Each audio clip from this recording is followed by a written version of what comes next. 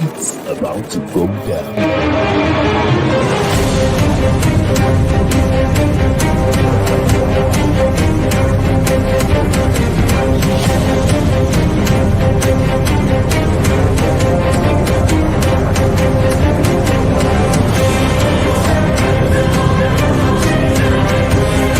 It's lovely pass, and there he turns cleverly. Can he find a finish? Oh, he can! Skill by Joshua, and a return right hand. Good counter right. Bullen is hurt. Second right hand. That clipped him as well. Now he goes in for the kill. Well, Ricciardo is inching into the lead, and Ricciardo that win the Italian Grand Prix! Iguodala running the floor. Still leading the way with Canada in there too, with the Netherlands.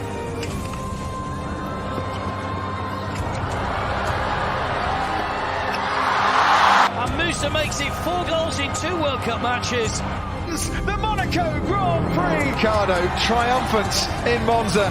Through Bowden Barrett and an early touch and an excellent. Sports Orbit. We make the world go round.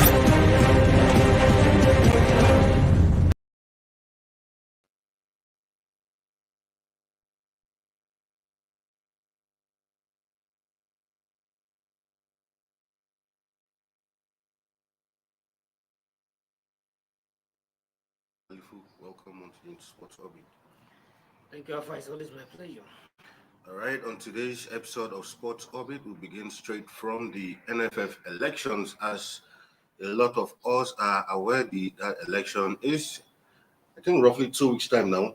The elections September 30th. September 30th, yeah. So that's roughly about 2 weeks' time. And ahead of that elections, a couple of persons have been cleared to contest, actually 8, Akinwunmi, Dikko, and Uchegbulam, among others, 8, making a total of 11 people who have been cleared to contest for that presidential race. Of course, among those people cleared also Peter Said has also been cleared, while some other persons too were disqualified, and that's talking about Mr. Paul Yusuf from Plateau State, as well as Marcelinus Anyao from Imo State, who did not make that cut for, the clearance. But of course, prominent on the list, like we've said here so many times, Akinwunmi. A lot of people already, how should I put it? Already, seeing him as the successor to Ahmadu President. Well, it's not about our view. It's about the 44 wise men. Exactly. Who decide who is ultimately the next president of the Nigeria Football Federation. Yeah. But one thing that interests me so much about the ongoing election is that all those who are aiming to take over from one UPNIC have demonstrated some kind of comradeship. Yeah. Unlike what he's used to be in the past. Anywhere you see Mr. E, you see Mr. B, you see Mr. E, even though they know that they have both of them are contesting for one particular seat. That is so interesting. It shows that there's unity unity is gradually coming to football, and we are beginning to behave as one family and trying to throw away the divisible tendency among them. So, but what just like I say again, and if you look at the 11 people who are clear so far, except in my own personal opinion, not anybody's opinion, and I have no apology to anybody. Yeah. One personal opinion, except 2 people, I wish they should never smell that seat. Any other 9 of those people, I will not mention these 2 people. That is my own personal opinion. I'll keep it to myself.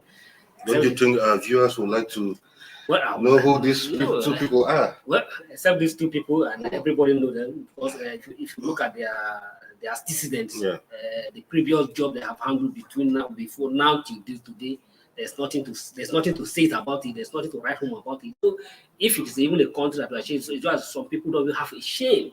If those people don't even have a shame, you have no any audacity or any genuine reason to even say you want to be the president of Nigeria Football Federation.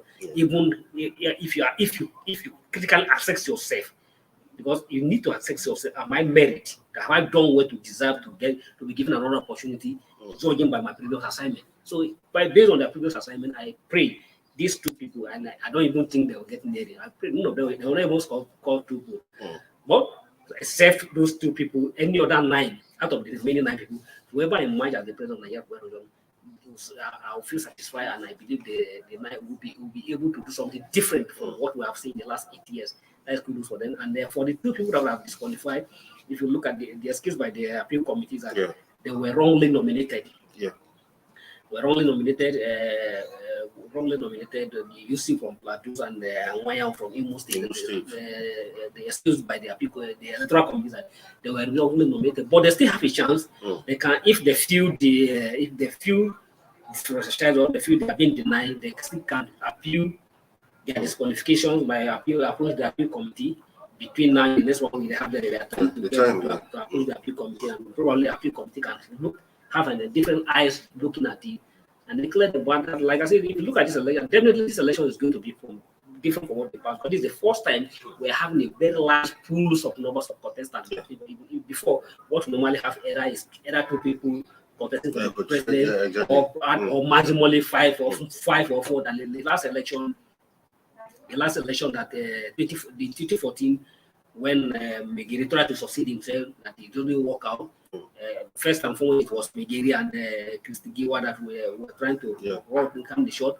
But after the election at the Shida Hotel here, but when some people went to protest on the street, and then the election was eventually disqualified, and then it was rescheduled to Port Harcourt. Then we now have the like of Michael May, Dikko, and the rest, about almost 5 of them. But unfortunately, that on the final day of the election, all of them were made to step down for Amaju Pinnick. And you know the part that played that time. This Amaju Pinnick was most qualified among them, was the better candidate. But the part that played that time, thanks to the decisions of some power brokers, to force every other contestant to step down for Amaju Pinnick. And I pray that this will not be happening this time around. Let all the 11 candidates that has been clear should allow to test their propriety. Let them go to the pool and test their propriety. Let the candidate, let the delegate choose among these 11 who they feel is most qualified, and who they feel is most competent, and who they feel is most worthy, and who they feel has the desire and the determination to take Nigerian football. All everyone is looking for is the progress of Nigerian football. We are all looking. We can't beat the giants of Africa, and we're in there, and we are lagging behind. Small country coming to play Nigeria without even having any decorum, any respect for them, come here and score, play a goal or even beat us. We are talking about the World Cup. The World Cup is coming off in 3 months' time. In 2 months' time, remember, Nigeria is not going to be there. In our place, Ghana is going to play at the World Cup.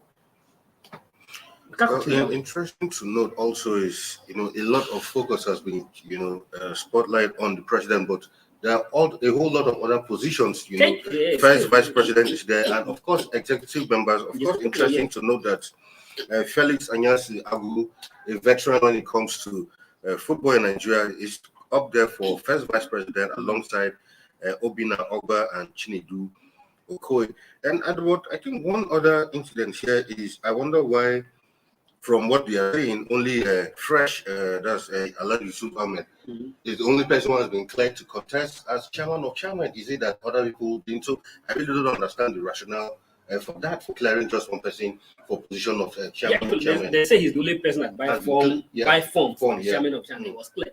But that does not mean he's unopposed. Exactly, but from the way he's looking, except in the course of the league, other people also buy forms. No. What is not done is that doesn't mean he's going to match as unopposed. First and foremost, chairman of chairmen, although it just has been the way this election is being set, maybe the electoral committee need to make further clarification. Exactly, that's what I was hoping. Because chairman of chairman, as he's supposed to be, he's not even supposed to be contested. He's not even supposed to be contested or along this other board member. Exactly. What this committee is supposed to hold election for the president, election for the vice president, and eight other executive members. The chairman of chairman is supposed to come into the board as the representative of the Premier League is coming in, the NNL is coming in, and the Women League is coming in. So there's a Share chairman on their own. They are supposed to elect among them as our representative on the board. It's not even supposed to be counted by this election. But what it means that if Ahmed Fresh, coming from the North Central Zone, he has to first and foremost win election into the board first before he can take or being chairman of Shaman. Yeah. So because two representatives from East Zone. Exactly. So from North Central, and I learned apart from I learned that I was something apart from Kogi, FA Shaman, all the North Central representatives take a form. Yeah. To be on the board of to be on the board. Yeah, exactly. So that means it's Fresh has to still have a tough battle to battle it out. Yeah. Then also interesting is, I think from other members who are contesting for executive committee seat, I see some very interesting names here. People like Chikemwe Inyausi, Karibi, Pascal Uchegbulam, the likes of Daniel Bull Amukachi is also there.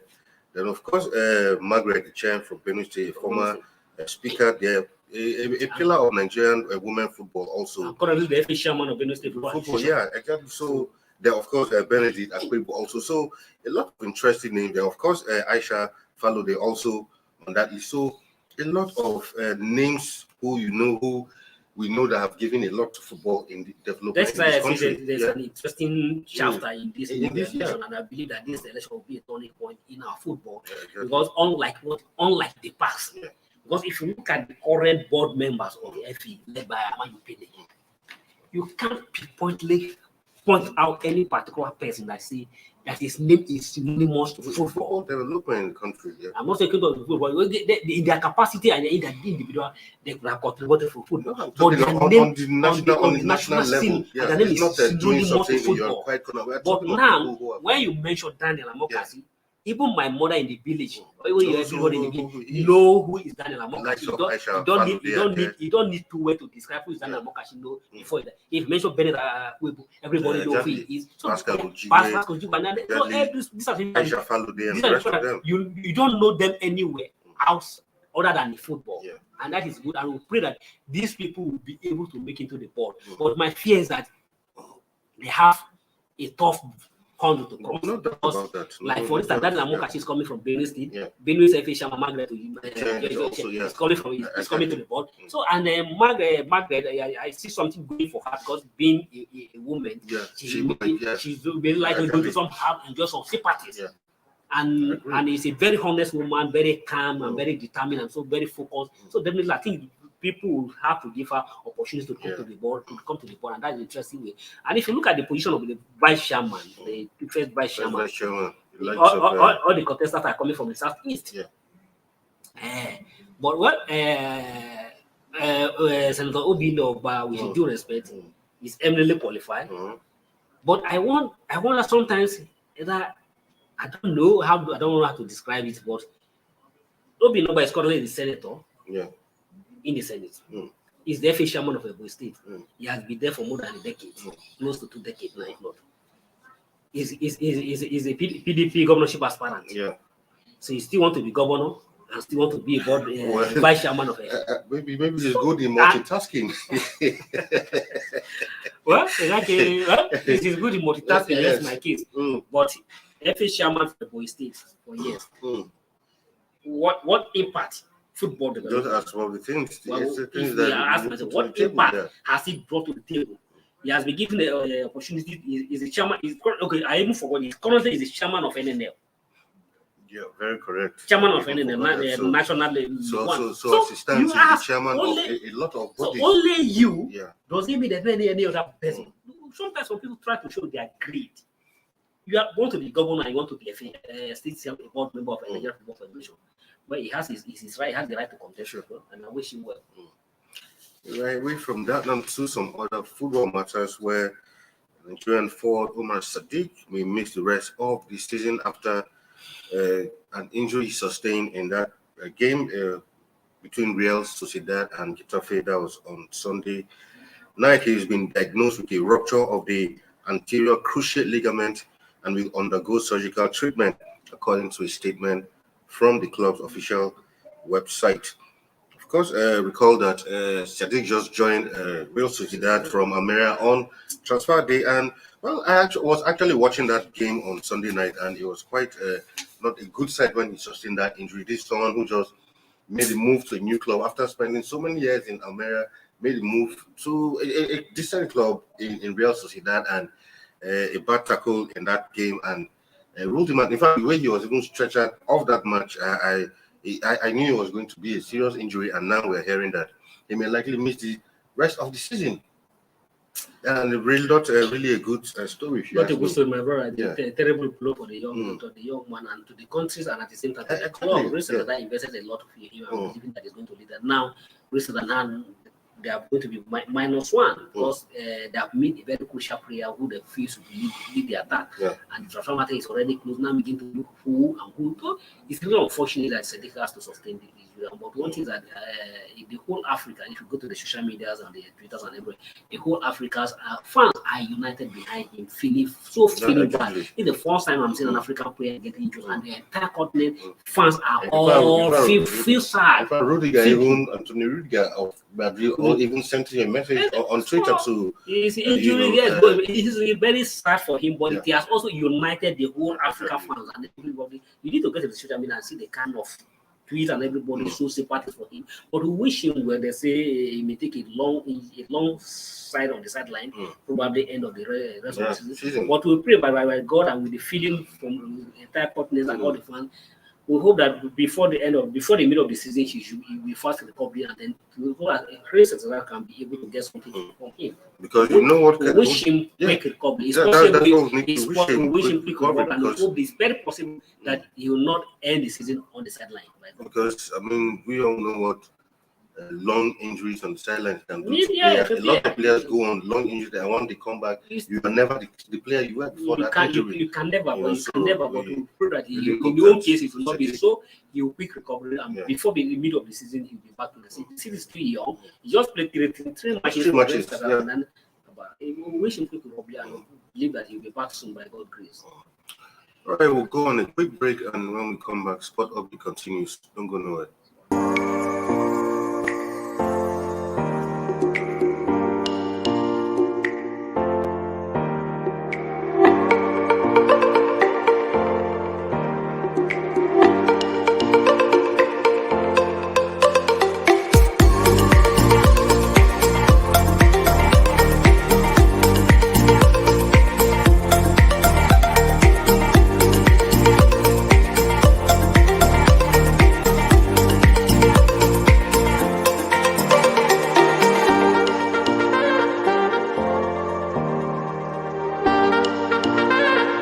For sponsorship and advert placements, please contact 080-3688-6158.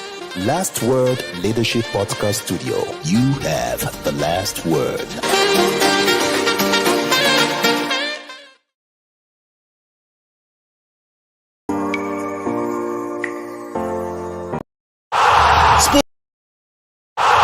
Sports Orbit. We make the world go round.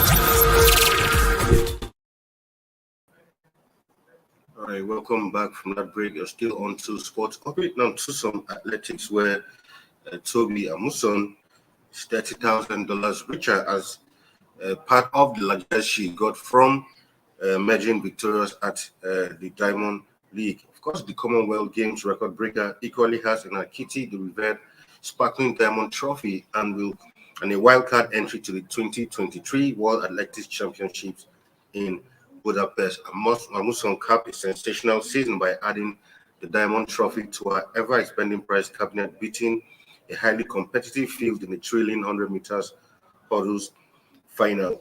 So, I mean, for Amusa, I mean, it's been a very, very wonderful period for her. I mean, even from the Commonwealth Games, there was still some largesse that got to her from the FG, and of course and with this Diamond, and of course shortly before I saw some the World Championship. Yeah, exactly. I saw some pictures on social media where she just arrived Lagos this afternoon today. I think maybe for a brief visit. I saw a few pictures on social media on the handle of World of Champions where she arrived Lagos this afternoon.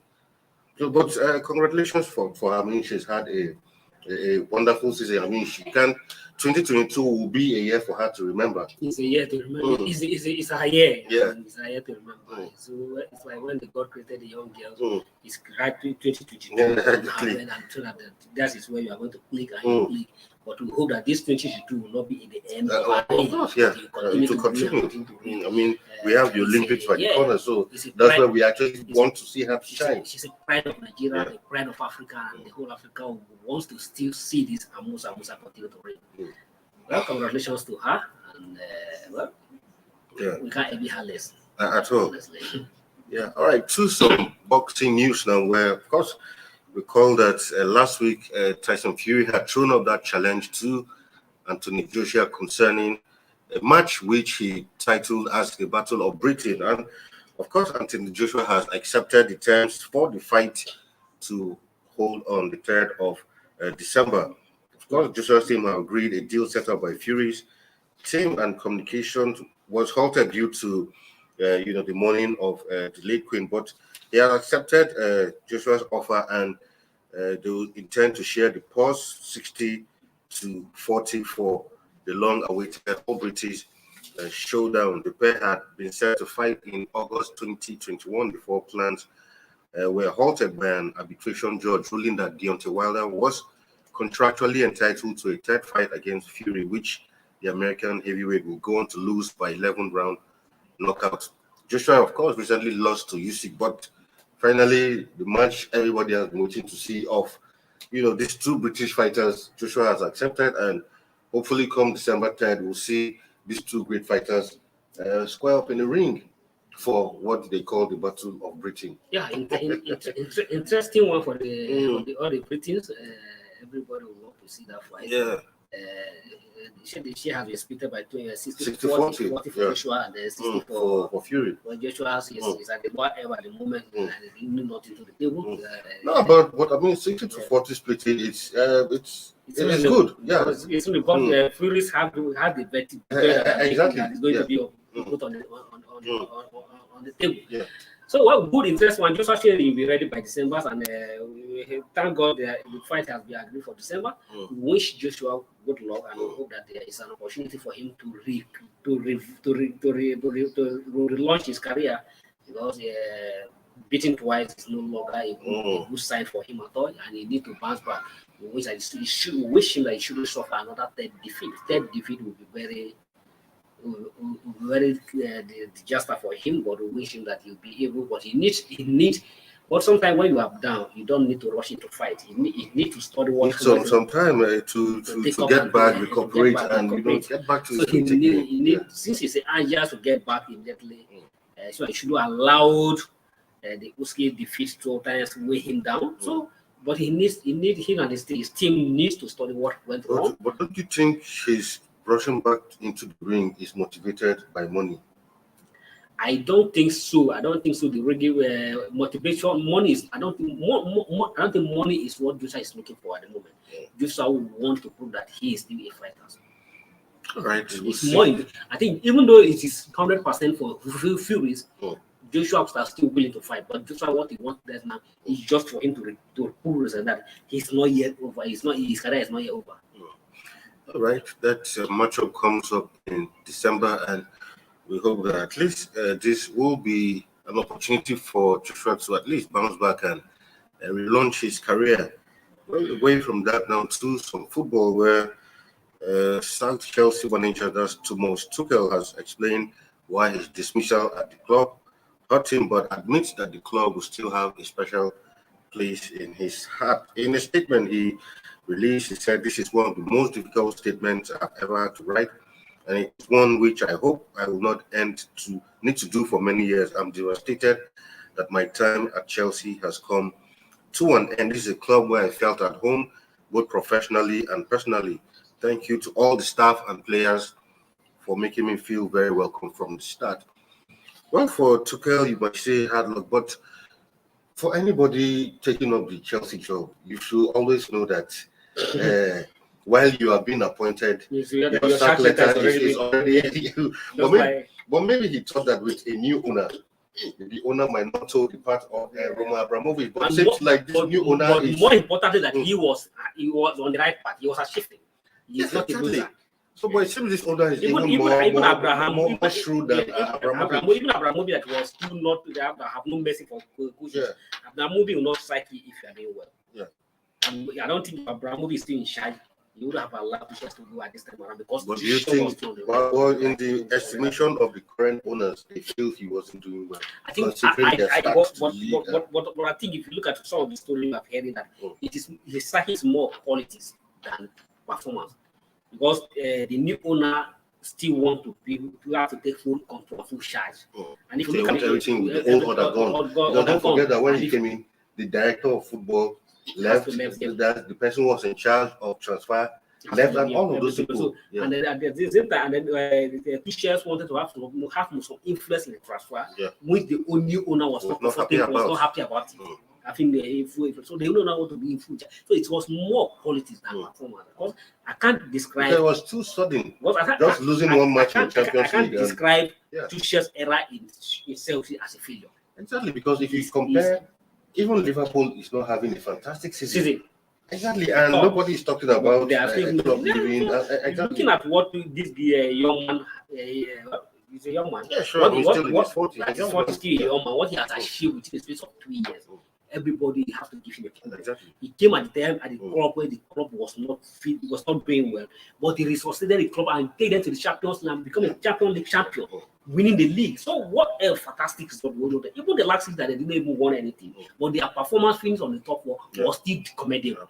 So and the league just started. Played in 2 finals, played in the Carabao Cup, so played in the FA Cup have to give him kudos. And then despite all the administrative crisis in Chelsea, so any other person, any other coach would have achieved the feat he achieved last year. Because at the time when Chelsea was struggling in terms of administration and the qualities, when the owner he was not sent to, so a whole lot of things, he has a genuine excuse not to even qualify Chelsea for the Champions League lesson. But he was still managed to achieve that feat. It should have given some confusion. So his dismissal from Chelsea is more qualities and performance.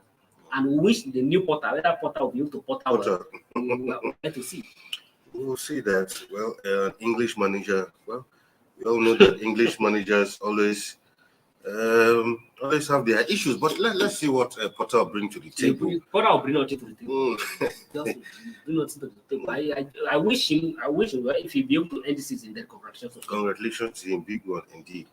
All right, now straight to the Champions League match. Day 2 of the Champions League is upon us today, and of course, we'll start from Sporting Lisbon will be at home to Tottenham Hotspur. That should be an early kickoff, 5:45 that is, while Victoria Plzen will host Inter Milan at the same time. In the other match, later at 8 p.m., it will be Bayer Leverkusen who will be at home to Atletico Madrid. While, of course, the star match of the day will be Barcelona traveling to the Allianz Arena to keep a date with Bayern Munich. For Liverpool, it will be they'll be at home at Anfield to welcome Ajax. It should be a match to look out for also, while Olympique Marseille will also take on Eintracht Frankfurt, while Club Brugge will be guests of Porto in Portugal in that one. But of course, pick of the pack straight off Bayern Munich, Barcelona. And you know, a return for Lewandowski. The moment I see this picture, what reminds me, if you remember, during the eras of Guardiola at Barcelona, when Bayern was named 7-up, do you remember? Yeah. When Bayern Munich give the two-legged affair, give by Barcelona 7-0. So, and that's I don't think that will be a repeat. But one thing is that interesting. Lewandowski is coming back to Bayern Munich. An early return.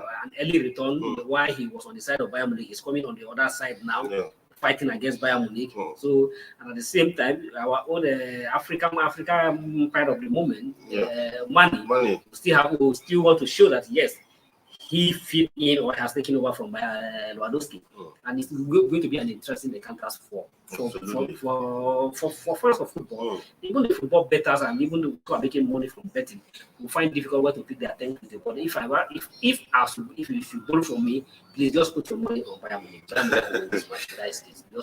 But from what we've seen so far, Barcelona seem to be a different team. There seems to be a different, but I've offered this free of charge. So anybody that wants to put money, just put your money on Bayern Munich, and that will give you a free For Liverpool's Liverpool, Ajax, is going to be another interesting one. Yeah. Our own Kebibasi is back into the team, and we can't wait to see him watching this night at Anfield. Yeah. And I hope Liverpool, they are strong at the moment. They lost their first opening match 4-1 to Napoli. I think Klopp and his boys want to make a statement. But if they fail to win to this again, that would be very disastrous for them, and their hope of qualifying for the Champions League will be in doubt. So it's going to be a very interesting game to watch out for. And then for early kick-off, Tottenham Sporting Lisbon. Sporting Lisbon. Yeah. Interesting Portugal, one. yeah. But Tottenham, they are not playing well, but they are picking the point. Yeah, That's basically, the interesting thing. important If you thing. watch the Tottenham match so far, yesterday, they are not playing well, but they are winning. They are getting the result, and that's what matters. Yeah, I think that's what Conte brings to any side. He knows how to grind out results. And that's the style of Mourinho game. You don't care how you play, but just give me the result. And that's what matters in football. Because you can play entertain people throughout the entire match, and they don't win match.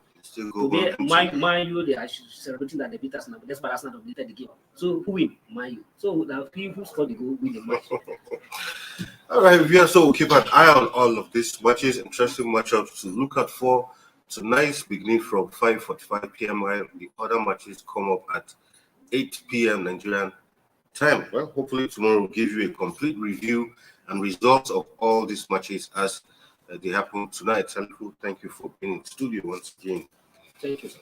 All right, until we come your way tomorrow again. Stay safe out there. My name is Afa Joe, and it's bye for now.